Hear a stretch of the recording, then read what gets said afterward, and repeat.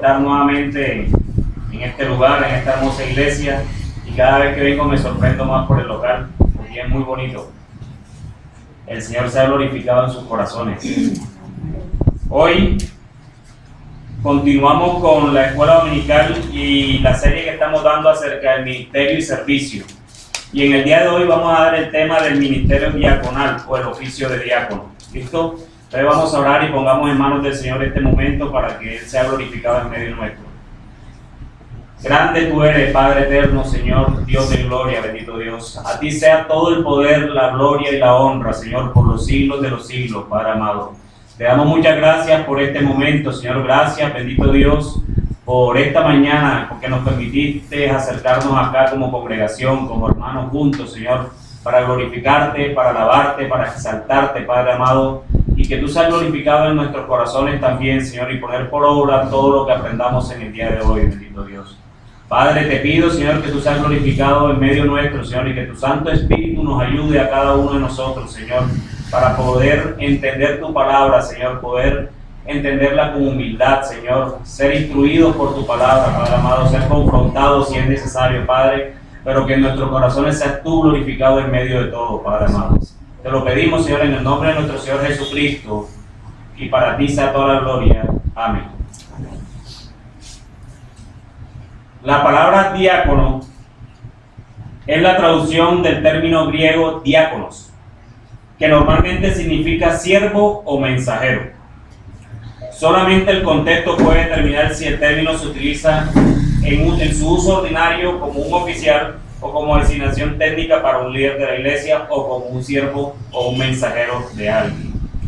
Este término griego se utiliza 29 veces en el Nuevo Testamento, pero solamente 3 o 4 de las ocasiones se refieren a alguien que desempeña una tarea dentro de la iglesia. Estos textos son Romanos 16:1, Filipenses 1:1, 1 Timoteo capítulo 3 versículo 8 y 1 Timoteo capítulo 3 versículo 12. Ahora les pregunto, mis hermanos, ¿es Hechos capítulo 6 versículos 1 al 6 un modelo para los diáconos? No se sabe con certeza cuál es el origen del diácono, pero muchos estudiosos de la palabra de Dios creen que los 7 escogidos en el libro de Hechos proporcionan el prototipo del diácono en el Nuevo Testamento. La razón por la que muchos no se atreven a llamar a los 7 los primeros diáconos, y esas son posiciones que hay dentro de la iglesia, se debe a que el nombre griego diáconos no aparece en el texto como tal. Solo aparece el verbo relacionado que se llama diaconeo, que significa servir. En Hechos 6:2 está ese verbo, diaconeo. Otra diferencia es que el texto menciona a los apóstoles, pero no a los ancianos en la iglesia. No obstante, a todo esto, Hechos 6 nos proporciona un modelo o paradigma que parece haberse seguido en toda la iglesia primitiva. Entonces, por favor, busquemos en nuestras Biblias Hechos 6, capítulo 1, Hechos 6, versículos del 1 al 6. Hechos capítulo 6, versículos del 1 al 6.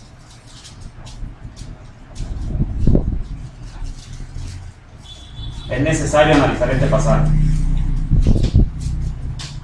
Dice así la palabra de Dios. En aquellos días, como creciera el número de los discípulos, hubo murmuración de los griegos contra los hebreos, de que las viudas de aquellos eran desatendidas en la distribución diaria. Entonces los 12 convocaron a la multitud de los discípulos y dijeron: no es justo que nosotros dejemos la palabra de Dios para servir a las mesas. Buscad pues, hermanos, de entre vosotros a 7 varones de buen testimonio, llenos del Espíritu Santo y de sabiduría, a quienes encarguemos de este trabajo. Y nosotros persistiremos en la oración y en el ministerio de la palabra. Agradó la propuesta a toda la multitud y eligieron a Esteban, varón lleno de fe y del Espíritu Santo, a Felipe, a Prócoro, a Nicanor, a Timón, a Parmenas y a Nicolás, prosélito de Antioquía, a los cuales presentaron ante los apóstoles, quienes orando les impusieron las manos. Dos situaciones en estos versículos, un problema y una solución. El problema, la necesidad de elegir a los 7 surge del crecimiento de la iglesia. Mis hermanos, al crecer una iglesia, crecen las necesidades. Y eso lo vemos a diario en nuestras iglesias. Las viudas, por ejemplo, dependían generalmente de otros para sus necesidades diarias.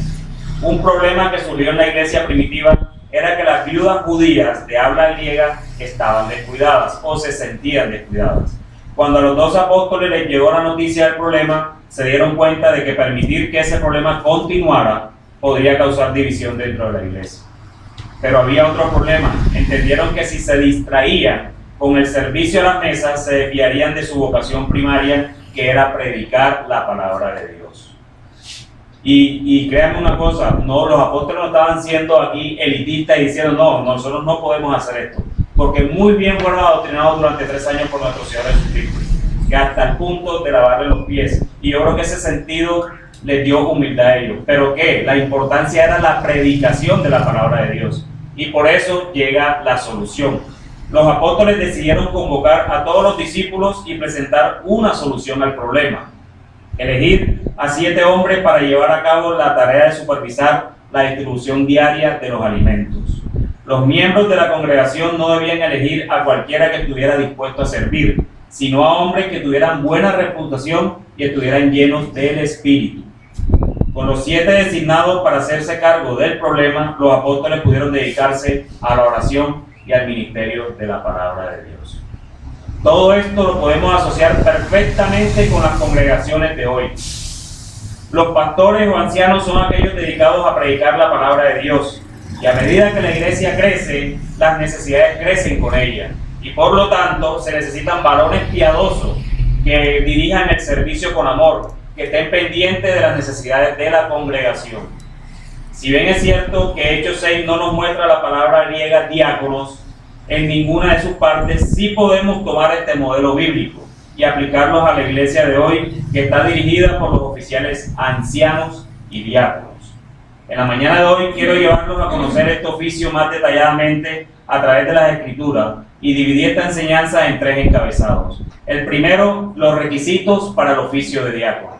El segundo, las funciones del oficio del diácono. Y el tercero, como es de costumbre en mis enseñanzas, me encanta la apologética y no puedo evitarlo, razones para afirmar que las mujeres no pueden ser diaconisas, basado en textos en donde la iglesia se divide y han escogido mujeres diaconisas dentro de la iglesia basado en textos bíblicos. Entonces estaremos refutando esos textos, si el Señor así nos lo permite. Entonces comencemos con nuestro primer punto, los requisitos para el oficio de diácono. El único pasaje en la Biblia que habla de los requisitos para diácono es 1 Timoteo, capítulo 3, versículos del 8 al 13. Acompáñenme por favor en sus Biblias. 1 Timoteo, capítulo 3, versículos del 8 al 13. Dice así: los diáconos asimismo deben ser honestos, sin doblez, no dados a mucho vino, no codiciosos de ganancias deshonestas, que guarden el misterio de la fe con limpia conciencia, y estos también sean sometidos a prueba primero, y entonces ejerzan el diaconado si son irreprensibles. Las mujeres asimismo sean honestas, no calumniadoras, sino sobrias, fieles en todo. Los diáconos sean maridos de una sola mujer, y que gobiernen bien sus hijos y sus casas, porque los que ejerzan bien el diaconado ganan para sí un grado honroso y mucha confianza en la fe que es en Cristo Jesús.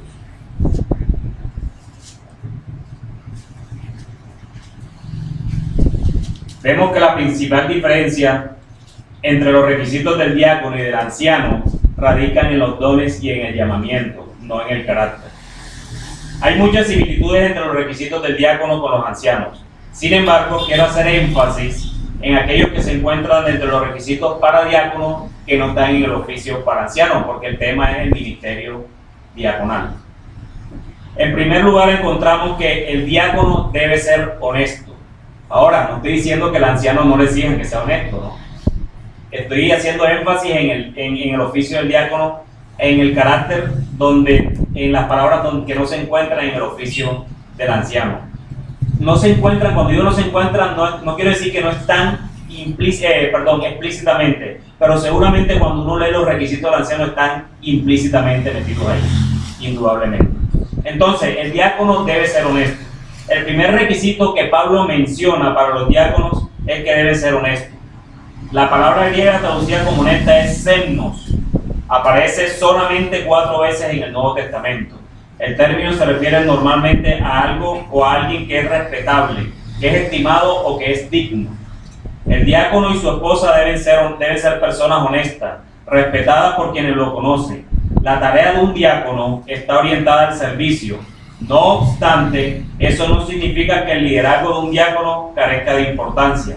Este tipo de trabajo es a menudo crucial para la vida de la iglesia y requiere de alguien que sea respetado. En segundo lugar, encontramos que el diácono debe ser sin doblez. El segundo requisito consiste en que el diácono debe ser un hombre sin doblez. La palabra griega dilogos significa literalmente algo dicho 2 veces y aparece solo aquí en el Nuevo Testamento. Las personas con doblez dicen una cosa a unos y otra cosa a otros, o dicen algo pero quieren decir una cosa diferente. Tienen 2 caras y no son sinceras. No se puede confiar en lo que dice y por lo tanto carecen de credibilidad delante de la iglesia. Los diáconos, por tanto, deben ser el tipo de personas que tienen mucho cuidado con su lengua, no diciendo lo que no deben y siendo fieles a la verdad en su hablar. Deben ser las personas que dicen la verdad en amor. No deben ser astutos ni maliciosos con sus palabras, intentando manipular situaciones para su bien personal. En tercer lugar, encontramos que el diácono debe guardar el misterio de la fe con limpia conciencia. Pablo indica también que un diácono debe guardar el misterio de la fe con limpia conciencia. La referencia al ministerio o al misterio de la fe es otra forma de hablar de Pablo acerca del evangelio. Aquí está la parte doctrinal del diácono. En consecuencia, esta declaración se refiere a las creencias doctrinales del diácono. A diferencia de aquellos que han sufrido naufragio en relación con la fe y cuya conciencia está cauterizada, los diáconos deben mantenerse firmes en el evangelio verdadero sin titubear. Pero esto, ¿puede un diácono entonces pecar? Sí. No somos perfectos, mis hermanos. Claro que sí. Si pueden pecar ustedes, pueden pecar los diáconos. Pero no se debe. No obstante, este requisito no consiste solamente en las creencias, sino que también se deben sostener estas creencias con limpia conciencia. Además, es decir, el comportamiento de un diácono debe ser consecuente con sus creencias.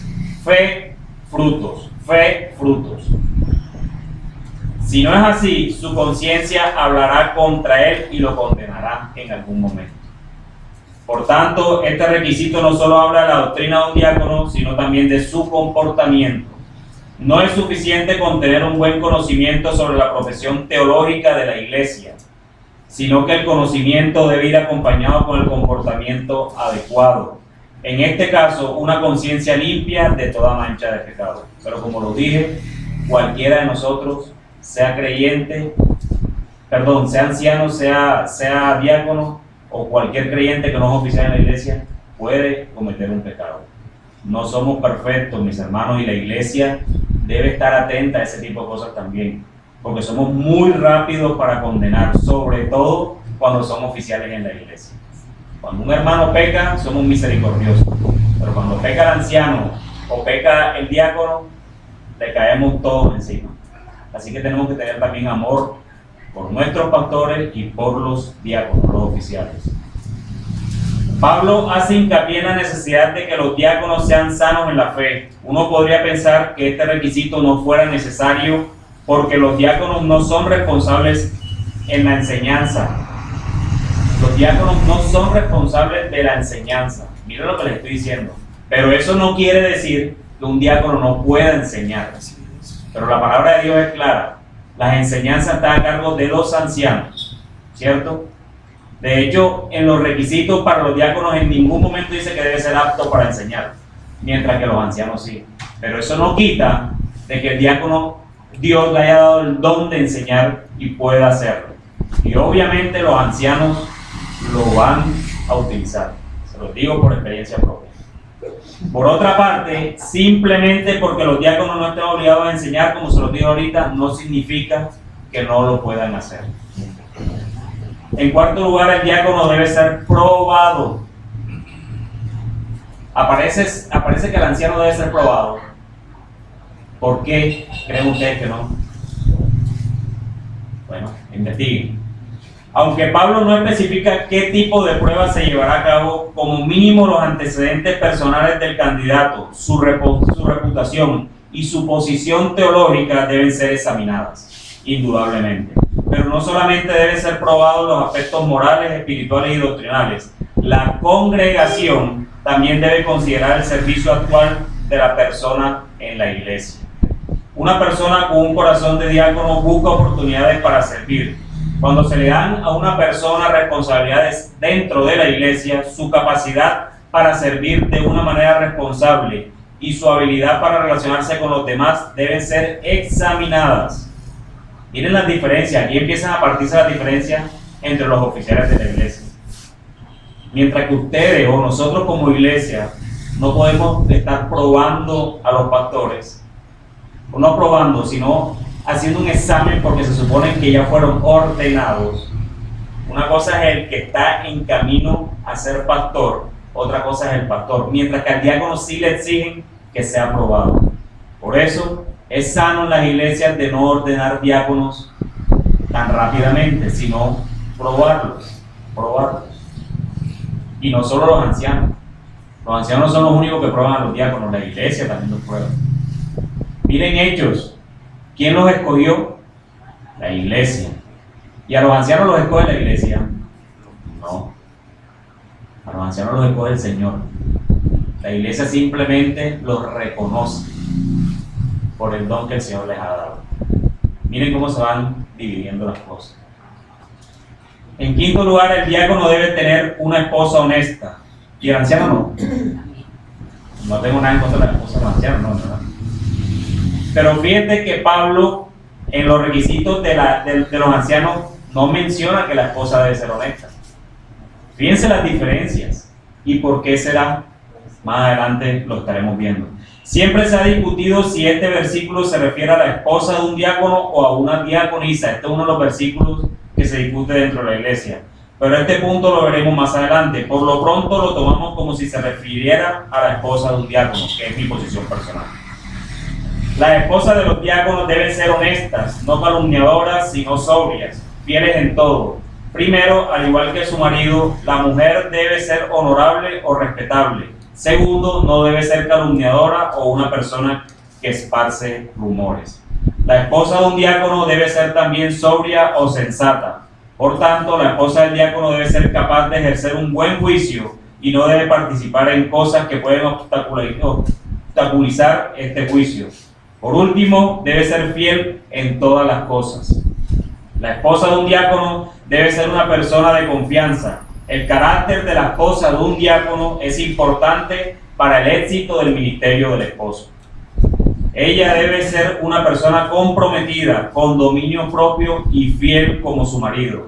Sin embargo, Pablo no dice que las esposas deben ser sometidas a prueba, sencillamente porque no son las esposas las diaconisas. Ahora le pregunto a ustedes, mis hermanas, ¿estas responsabilidades son solo para las esposas de los diáconos? ¿Ah? Qué bueno. Y varones, estos requisitos son solo para los diáconos. No. O es que entonces, como yo no soy diácono, entonces se me permite no ser honesto o hablar con doblez. No, todos estos requisitos son extensivos a la iglesia, al creyente, varón o hembra, varón o varona. ¿Sí? ¿Tienes alguna pregunta, mi hermano? Sí, tengo una pregunta. Buenos días también a la iglesia del Señor. Aquella persona o aquel hermano de buen testimonio, un buen cristiano, anhela, desea también ser diácono, pero su esposa inconversa, ¿puede ejercer el diaconado? Qué pregunta, hermano. Pero mira, si estamos leyendo los requisitos, y ahí mismo dice, o sea, si Pablo está teniendo en cuenta a la esposa del diácono como requisito, Por eso la pregunta. yo creo que sí debe ser una persona que tiene que ser en la fe. Y no solo ella, también obviamente la esposa del pastor, también lo creo, ¿sí me entienden? Pero esa pregunta tuya, mi hermano. Pastor. Sin rabia, sin rabia. Sí, sí. Perdón, pastor. Mira, sí, lo como el pastor. Estamos hablando de los diáconos. Sí, bueno, creo que es peligroso la generalización, sobre todo en estos puntos de requisitos de ancianos y diáconos. Cada caso debe ser estudiado en particular. ¿Por qué? Porque uno no sabe cuáles son las razones por las cuales una mujer de un creyente pueda o no ser creyente, propiamente dicho. Entendiendo que la conversión y el llamado son un asunto del Señor, son un asunto divino. Porque solo por poner un ejemplo, ¿qué tal que el Señor lo haya llamado a él solo? Y la mujer permanezca en su hogar, que sin conversión, en fin, ajena a los pactos y a la promesa. Entonces, la pregunta es, ¿quiénes somos como iglesia para negarle a un varón que Dios está llamando a un servicio, a negarle el servicio? Ese es el punto. Seguramente aquel hombre, si como lo plantea Neisel, será una persona que le habrá predicado a su esposa, que le habrá hablado, a pesar del buen testimonio de ellos, pero son casos que hay que estudiarlos uno a uno, porque si caemos en la falacia de la generalización, acá podríamos estar siendo injustos. Así es. Estaríamos dando juicio nosotros. Así es. Y como lo dice el pastor, quien salva es el Señor. ¿Sí? Pero indiscutiblemente el requisito sí dice de que gobierne bien su casa. Eso no está ajeno de que si son creyentes o no su familia. Pero dice gobiernen en su casa. Pueden estar sujetos sin ser creyentes, indudablemente. Pero sí, no podemos entrar a hacer un juicio general. Hay que analizar cada caso. Pasemos, mis hermanos, a nuestro segundo punto, que son las funciones para el oficio del diácono. El oficio de diácono es con frecuencia mal entendido. En muchas de las iglesias, los diáconos son los que proporcionan las enseñanzas dentro de ellas. Ellos participan en la toma de decisiones importantes y a menudo tienen participación en las tareas de enseñar y de pastorear. Sin embargo, según la información que encontramos en el Nuevo Testamento, la función del diácono es ante todo una tarea de apoyo y servicio. Los diáconos son necesarios en la iglesia para dar apoyo logístico y material para los ancianos, para que los ancianos puedan concentrarse en la oración y en las enseñanzas. D.A. Carson señala, los diáconos eran responsables de servir a la iglesia en una variedad de funciones auxiliares, pero no disfrutaban de una reconocida autoridad para enseñar en la iglesia similar a la de los ancianos. No estoy diciendo que los diáconos no tienen autoridad, o más bien Carson no está diciendo que los diáconos no tienen autoridad, pero no es la misma autoridad del diácono a la del anciano, pero son autoridad dentro de la iglesia. De nuevo, eso no quiere decir que los diáconos no puedan enseñar, sino que simplemente no están llamados a enseñar o a predicar como un asunto de responsabilidad relacionado con su cargo como diácono. Pero no podemos negar que el Señor da dones y esos dones la iglesia los tiene que aprovechar.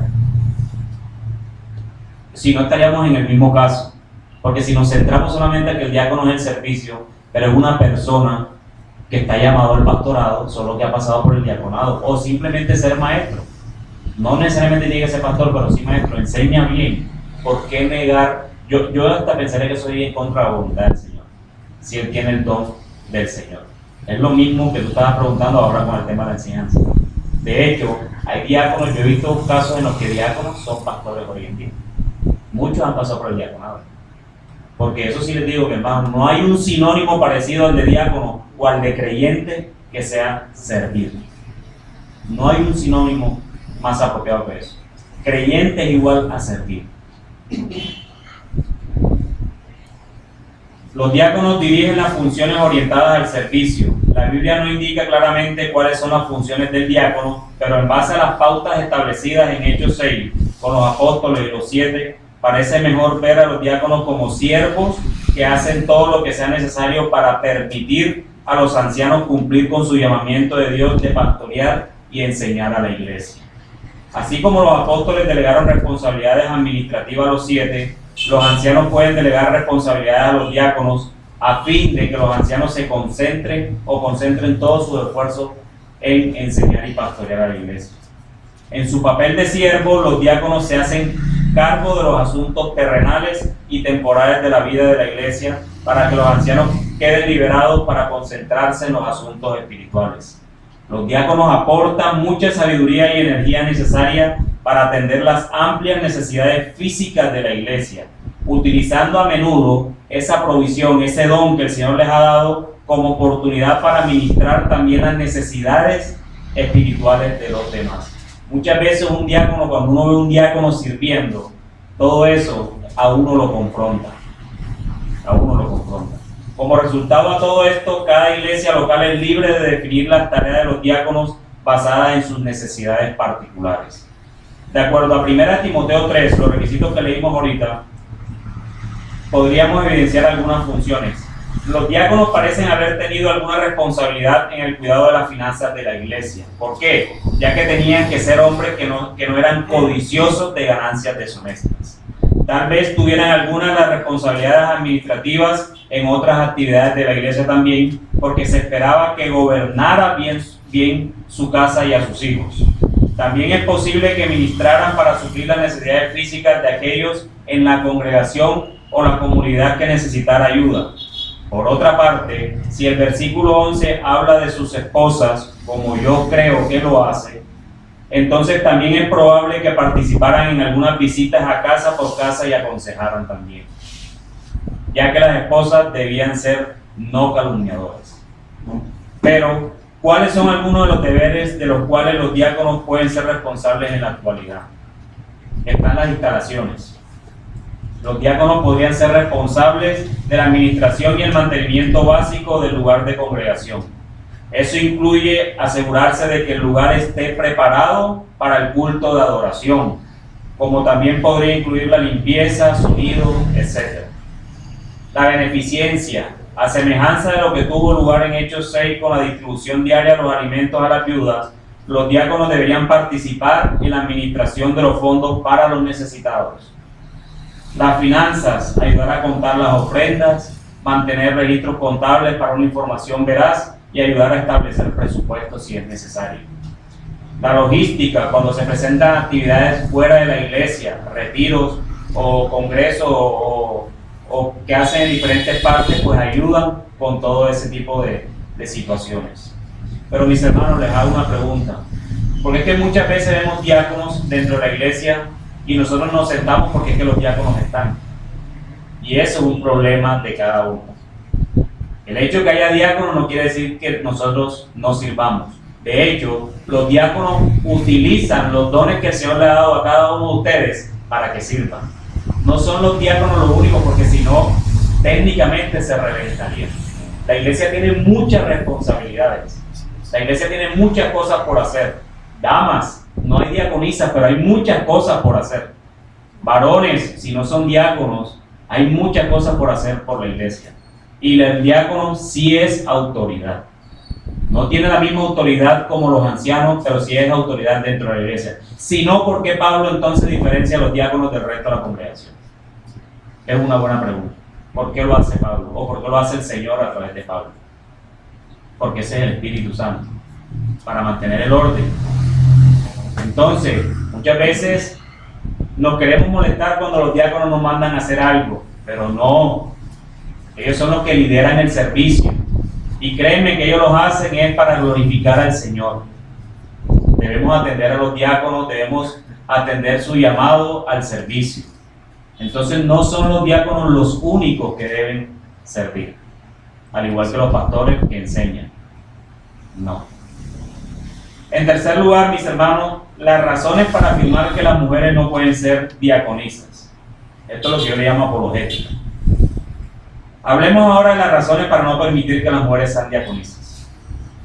Traen a colación este tema en la enseñanza, ya que hay mucha división en este tema, ya que argumentan que la Biblia da información escasa al respecto y que se podría tener a una mujer como diaconisa en una congregación.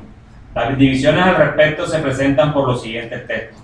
Primera Timoteo 3:11 dice: las mujeres asimismo sean honestas, no calumniadoras, sino sobrias, fieles en todos. Aunque el texto griego es ambiguo en relación a si Pablo se refiere a las esposas de los diáconos o a mujeres que son diaconisas, las siguientes razones favorecen a la primera lectura, es decir, a que Pablo se refiere a las esposas. En primer lugar, en el contexto inmediato, el término guné se traduce como esposa, ¿cierto? Por ejemplo, en el versículo 2, Pablo dice que el obispo debe ser marido de una sola mujer, guné. Y en el versículo 12, en el posterior, dice: escribe de manera similar diciendo que los diáconos deben ser cada uno ser maridos de una sola mujer, guné.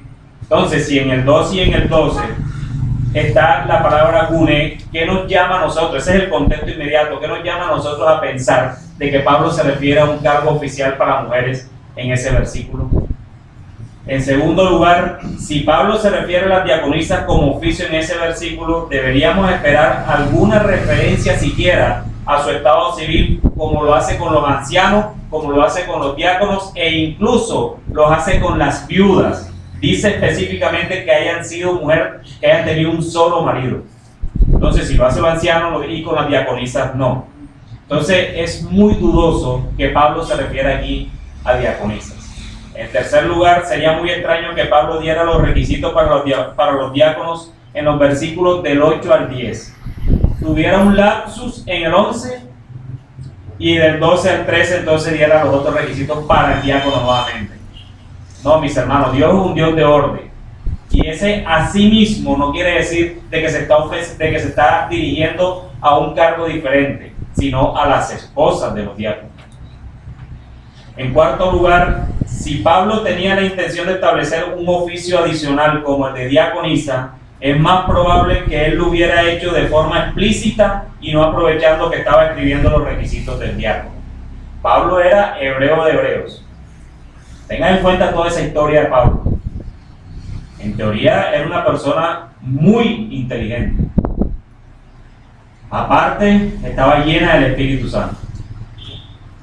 Entonces yo no creo realmente que este texto dé para pensar de que aquí hablen de las diaconisas. Primera Timoteo 2:12 dice así: porque no permito a la mujer enseñar ni ejercer dominio sobre el hombre, sino estar en silencio. Aquí somos rapidísimos para pensar de que aquí solo se refiere a la esposa de los pastores y por eso no hay pastora. ¿Está bien? Sí, así es, no hay pastora precisamente porque Pablo prohibió que existieran las pastoras que no enseñaran. Pero miren lo que dice después: ni ejercer dominio sobre el hombre. Pablo prohíbe a la mujer enseñar y también prohíbe tener autoridad sobre el hombre. Muchos argumentan que debido a que el oficio de diácono no es un oficio en el que se enseña o ejerce autoridad, a la mujer se le permitía servir como diaconisa. Tal argumento, sin embargo, es poco convincente por las siguientes razones. En primer lugar, si bien es cierto que a los diáconos no se les da un ministerio de enseñanza, es un error suponer, como lo dije antes, de que los diáconos no ejerzan ninguna autoridad en su ministerio. Los diáconos son autoridad. Los diáconos son siervos, pero también son líderes en la congregación y como líderes tienen autoridad. ¿Delegada por quién? Por la misma iglesia. Han escogido a diáconos para que ejerzan el servicio y por lo tanto son autoridad dentro de la iglesia. Las personas, en segundo lugar, las personas nombradas para el cargo de diácono son por lo general designadas para esa posición ante la congregación y se les da el título de diácono que los distingue y separa para ese oficio. Si no es así, ¿por qué razón, como se lo preguntó ahorita, Pablo divide al diácono diferente a los demás siervos en la iglesia? En tercer lugar, si los diáconos no son autoridad, entonces ¿por qué es necesario que cumplan tantos requisitos? Y vuelvo y digo, ¿será que estos requisitos no son extensivos a todo creyente? Claro que sí, claro que sí, claro que sí. Si los 7 escogidos en Hechos no tienen autoridad, ¿por qué era necesario que tuvieran una buena reputación y que fueran llenos del Espíritu? ¿Por qué deben ser probados? Son autoridad. En cuarto lugar, en ninguna parte de las Escrituras existe un claro ejemplo de mujeres diaconisas, excepto el versículo que vamos a ver ahora, que es Romanos 16:1. Cuando la iglesia primitiva tuvo un problema relacionado específicamente con las mujeres, o sea, en Hechos, el problema de las mujeres de los alimentos, no eligieron mujeres, eligieron 7 varones. ¿Sí? Entonces, ¿por qué desviarnos de cómo lo hicieron, cómo lo hizo la iglesia primitiva? Pero ahora bien, leamos Romanos 16 del 1 al 2, que creo yo que es el versículo de donde sacan toda una enseñanza acerca de la diaconisa. Dice así: os recomiendo además nuestra hermana Febe, la cual es diaconisa de la iglesia en Cencrea, que la recibáis en el Señor como es digno de los santos y que la ayudéis en cualquier cosa en que necesite de vosotros, porque ella ha ayudado a muchos y a mí mismo. Les soy honesto, realmente este versículo dice diaconisa y no podemos ocultarlo, y no lo vamos a ocultar. No podemos. Pero no por eso vamos a hacer entonces una enseñanza completa de que Pablo sí acepta o sí hay diaconisas dentro de la iglesia. Mire, hermano, mire, que Febe era diaconisa. Y yo que les dije que significaba diáconos al principio, ¿siervos o qué? Mensajero. Bien, mi hermana. Mensajero. ¿Sí? Pablo recomienda a Febe a la iglesia en Roma y le llama un diáconos de la iglesia en Cencrea. Si bien es posible que el uso que Pablo hace de diáconos es en el sentido más técnico de un oficio de la iglesia, porque utiliza el término diáconos, la evidencia para esa conclusión aún sigue siendo débil. Y les digo por qué. En primer lugar, si bien es cierto que la forma masculina de diáconos se utiliza para describir a Febe, esto puede deberse a que la forma femenina no existía en ese momento. Entonces, si eso es un oficio de la iglesia, ¿por qué no está la forma femenina en griego de diaconisa? Este diaconisa, Pablo utiliza la palabra diáconos, la del sentido masculino. Por lo tanto, sigue siendo débil, porque si ese oficio existiera, realmente Pablo si no existía, la hubiese creado esa palabra en griego. Que a Febe se le escribiera como un diácono en la iglesia de Cencrea no prueba que se utiliza el término como una designación para un cargo, dado que fue enviada en una misión oficial de Pablo, mensajera. De hecho, muchos eruditos dicen o suponen que Febe era la que portaba la carta a la iglesia de Roma. Yo no me atrevo a decir lo mismo, pero sí traigo a colación ese tipo de cosas. Por lo tanto, podría verse a Febe como una mensajera de Pablo al respecto. Así pues, el término se utiliza en un sentido más específico de mensajero, más no de un oficial de la iglesia. Mis hermanos, ¿tienen alguna pregunta hasta aquí? ¿Mi hermano?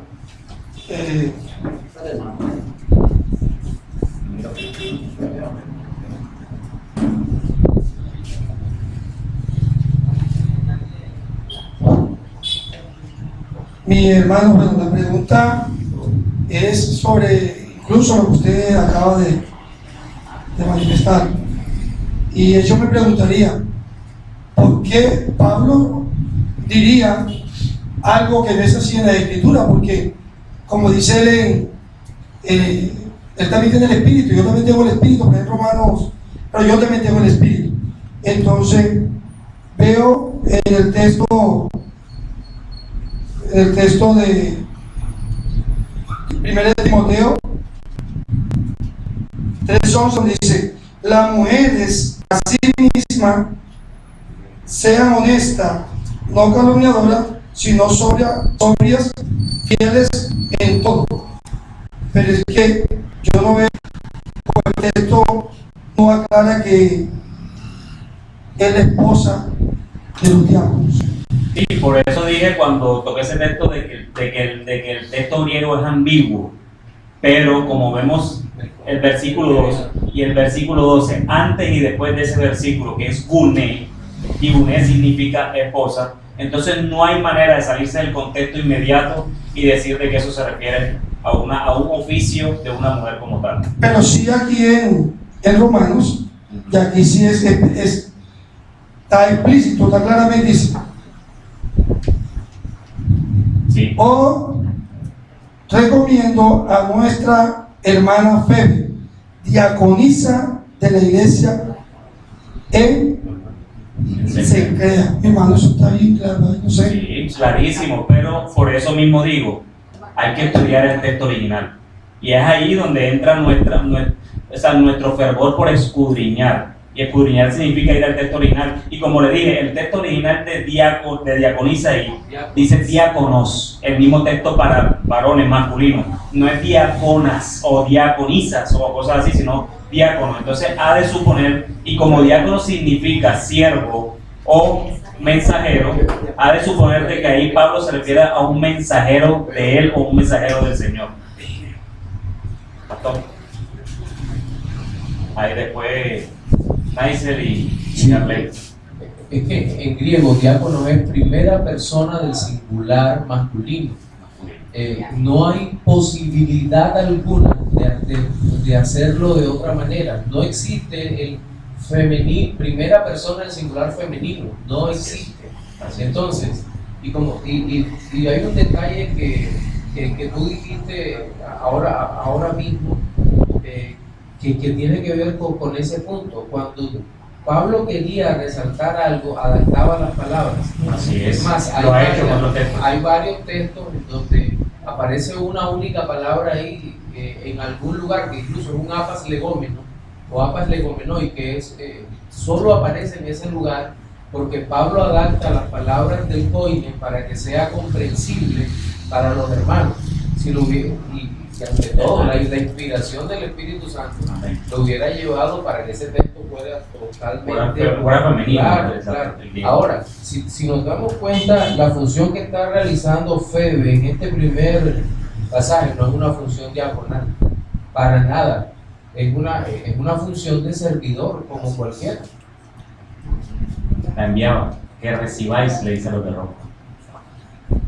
Mi hermano. Sí, hermano. Lo que estoy viendo, y también puede ser la pregunta misma, es de que no hay función o no hay un oficio para la mujer de diácono, pero la mujer sí puede prestar un servicio diaconal a la iglesia. No quiere decir que sea diácono. Sí, es que, eso es lo que estoy entendiendo. Por eso es que yo les dije a ustedes, el sinónimo de creyente es servir y el diácono sirve. Nosotros debemos tener un principio diaconal para servir a la iglesia sin ser oficial en la iglesia. Exacto, es diferente por el término de ser oficial. Por eso Pablo habla de diácono, porque él diferencia a los demás siervos, pero Pablo también nos invita a servir a todos. Sirváis los unos a los otros. Gracias a Dios por la explicación, porque ya aclaraste más de lo que de pronto quería explicar. Pero, por ejemplo, otra traducción, como la nueva versión internacional, traduce: asimismo, las esposas de los diáconos deben ser honorables, no calumniadoras, sino moderadoras y dignas de toda confianza. Y partiendo del requisito de que el diácono varón debe ser marido de una sola mujer, el apóstol Pablo aclara que varón. Más adelante, cuando habla de las esposas de los diáconos, se hubiese referido al mismo requisito, es decir, las esposas de los diáconos sean esposas de un solo hombre. Exacto, eso fue lo que yo dije dentro de los puntos. Al igual que con el requisito de los ancianos. Los ancianos sean esposos de una sola mujer. Incluso las viudas. El tema es que cuando se habla de servicio, esa es la palabra utilizada. Es más, se confunde también con la palabra apóstol, por ejemplo. ¿Qué significa un apóstol? Un enviado. Un enviado. Pero cuando utilizan la palabra apóstol, muchos se escandalizan y creen que es otra cosa. Pero hay una diferencia grande entre el apóstol de Jesucristo como ministerio y la palabra apóstol que encontramos en la Escritura para referirse a un enviado normal. Entonces, básicamente es parecido a lo que encontramos acá. Sí, lamentable, porque el contexto regional también nos ha llamado, no hemos visto que la palabra apóstol ha sido mal utilizada. Ahora la toman para tener un cargo superior. ¿Alguien más? El tiempo de composición de la carta Creo que es importante redondear la idea con esto. Romanos, escrita en el 55 aproximadamente fue de Cristo, mientras que la primera carta a Timoteo es del año 67 o 66, si no estoy mal. Por lo tanto, la doctrina queda totalmente aclarada en la primera carta a Timoteo. Así es. Amén, pastor, muchas gracias. Entonces, mis hermanos, para concluir, esto no se trata de machismo eclesial. Es así de sencillo. Esto no es machismo eclesial. Esto es ser obedientes a la palabra de Dios. Y como se los dije desde un principio y se los dije cuando di la enseñanza de la membresía, nosotros debemos servir más allá de tener el oficio de anciano o de diácono. Debemos servir. Porque la mies es mucha y lamentablemente los obreros son pocos. Entonces debemos servir. Mis hermanos, amen a sus diáconos. Que el Señor les provea hombres que amen servir. No hay tal cosa como que yo le sirvo al mundo que aborrezco, pero entonces no le sirvo a la iglesia que amo. ¿Qué amor es ese si no le sirvo a mis hermanos? ¿Qué amor es ese? Y no se necesita ser oficial de la iglesia, porque no todos fuimos llamados a ser oficiales de la iglesia, pero sí todos estamos llamados a servir. Yo personalmente, y se lo digo de una posición totalmente personal y no viciada por nadie, yo no creo en un creyente que no sirve. Me cuesta creer en su fe. Ahora, cuando digo servir, no estoy diciendo que siempre esté parado acá, no. Muchas cosas, hay muchas cosas por la iglesia, dentro y fuera de ella. Además, hay mujeres que han sido preparadas para enseñar a los niños. Entonces esto no es machismo, ustedes tienen tareas también acá. O yo no he visto mujeres recogiendo las ofrendas, también organizando el lugar. Gloria a Dios por todas ustedes. Amén. Esto no se trata de machismo, esto se trata de obedecer la palabra de Dios. Mi hermana. Independientemente de eso, Dios nos ha dado roles, ¿verdad? Y entre el rol del varón está ese, el ser autoridad, no solo en la iglesia, sino fuera de la iglesia. Entonces, qué bonito el rol que Dios nos ha dado como mujeres. Nos sentimos protegidas en todo el entorno, o sea, no solo fuera de la iglesia, sino dentro de la iglesia. Que el hombre ocupe cargos de autoridad, esa es protección para la mujer. Sí, y lamentablemente, de verdad, ¿sabe una cosa? El mundo le enseña a las mujeres que tienen que ser libres, pero van y le sirven a sus empleadores. Así es. Mi hermano. Buenos días. Sí, incluso hay un pasaje donde Pablo no excluye a las mujeres, sino que le dice: las mujeres, las más ancianas, enseñen a las más jóvenes a amar a sus maridos. ¿Por qué? Porque ellas están iniciándose en ese rol, como dice la hermana aquí, y las otras ya tienen experiencia. El Señor también ha modificado su carácter, las ha enseñado, y esa misma enseñanza ellas se ven como portadoras a las mujeres jóvenes que vienen a la iglesia. Amén, hermano, muchas gracias. Y así es. Hay muchas cosas por hacer en la iglesia. Si lo ponemos a detallar en una hoja, hay muchas cosas por hacer en la iglesia. Entonces, si no hay más preguntas, mis hermanos, les deseo que esta congregación, y estoy orando al Señor para que se llene de diáconos, fluyan diáconos de aquí. Entonces vamos a orar para darle gracias a Dios por este momento. Señor, te damos muchas gracias en el nombre de nuestro Señor Jesucristo. Gracias, bendito Dios, porque tú nos has permitido enseñar tu palabra, Señor. Gracias, Padre, porque tú eres bueno y para siempre es tu misericordia, bendito Dios. Lo que te pedimos, Señor, ahora es que tu Santo Espíritu nos ayude a poner por práctica todo lo que aprendemos, bendito Dios. Y que si hemos sido confrontados, si hemos sido fortalecidos, Señor, toda la gloria es para ti, Padre amado, para más nadie, bendito Dios. Perdona las deficiencias con las que he podido presentar esta enseñanza, Señor, pero que esto no impida que tu palabra cumpla el propósito por el cual tú has permitido que se enseñe, bendito Dios. Te lo pedimos en el nombre de nuestro Señor Jesucristo y para tu bendita gloria. Amén.